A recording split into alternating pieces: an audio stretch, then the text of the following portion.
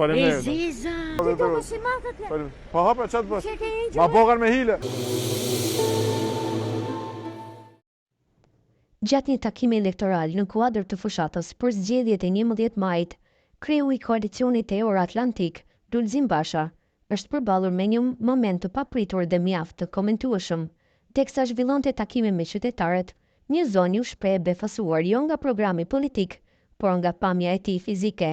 O zot sa i risheje, në televizor dukesh më i madh, i tha ajo Bashës duke i rrëmbyer një buzëqeshje jo vetëm atij, por edhe të gjithë të pranishmëve.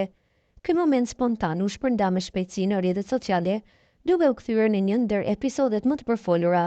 Ndërsa falenderoi për komplimentin, Basha nuk humbi rastin të përcillte edhe mesazhin politik, duke kërkuar që më 11 maj të votojë për numrin 4, koalicionin Euro-Atlantik. Të falenderoj shumë, më 11 maj voto numrin 4 për një të ardhme më të mirë, u shpreh ai, duke shoqëruar fjalën me një shtëngim duarsh.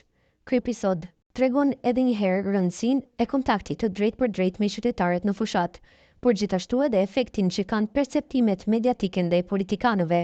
Donë se programet dhe premtimet janë në qendër të fushatës, janë edhe momentet njerëzore që shpesh mbeten më gjatë në kujtesën e publikut.